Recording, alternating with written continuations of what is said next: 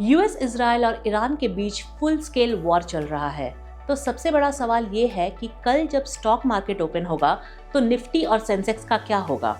क्या stock market crash करेगा या फिर टेंशन ऑलरेडी प्राइस्ड इन है?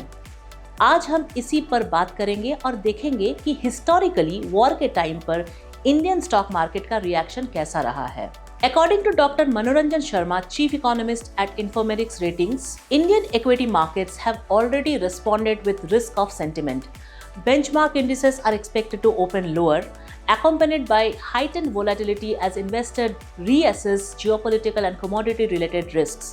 A short-term correction, approximately of about 1 to 1.5%, is possible, with sectors such as automobiles, financials, and FMCG facing downward pressure.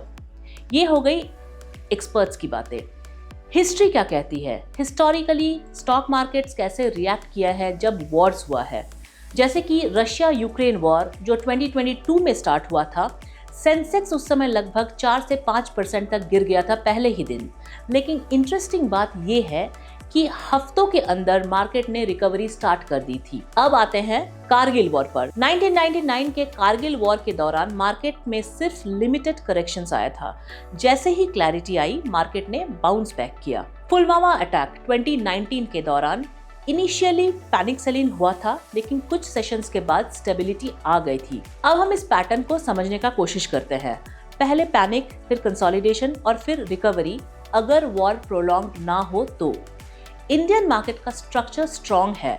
Domestic investors अब ज्यादा powerful है compare to 10-15 साल पहले।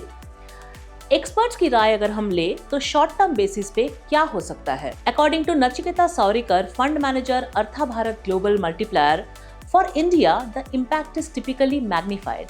Higher crude oil prices widen and the current account deficit stoke domestic inflation, pressure on the rupee, and could lead to FII outflows as global investors reduce risk exposure. अब risk की बातें करते हैं। सबसे बड़ा risk क्या है? सबसे बड़ा रिस्क है ऑयल शॉक। अगर ऑयल 100 to 120 डॉलर्स पर बैरल क्रॉस करता है तो इन्फ्लेशन बढ़ेगी, आरबीआई पर प्रेशर बढ़ेगा, कॉर्पोरेट मार्जिन्स इंपैक्ट होंगे और मार्केट करेक्शन डीपर हो सकता है। लेकिन अगर वॉर और ज़्यादा एस्केलेट नहीं होता है तो ऑयल स्टेबल हो जाएगा और करेक्शन बाइंग अपॉर्चुनिटी भी बन सकता है। यूएस ईरान वॉर का डायरेक्ट इम्पैक्ट इंडिया पर कैसा पड़ेगा? सबसे पहले समझते हैं इम्पैक्ट मैकेनिज्म। इंडिया एक ऑयल इंपोर्टिंग कंट्री है। अगर मिडिल ईस्ट में वॉर होता है तो ऑयल प्राइसेस शूट अप हो सकते हैं, रुपी में प्रेशर आ सकता है और एफआईआईज फॉरेन इन्वेस्टर्स के पैसे निकल सकता है as stock markets run on investor sentiment. इसका डायरेक्ट इफेक्ट निफ्टी और सेंसेक्स पर पड़ सकता है, स्पेशली बैंकिंग, आईटी, ऑटो और एविएशन स्टॉक्स पर। सेक्टर वाइज अगर इम्पैक्ट की बात करें तो एविएशन में नेगेटिव या पॉजिटिव कुछ भी इम्पैक्ट हो सकता है।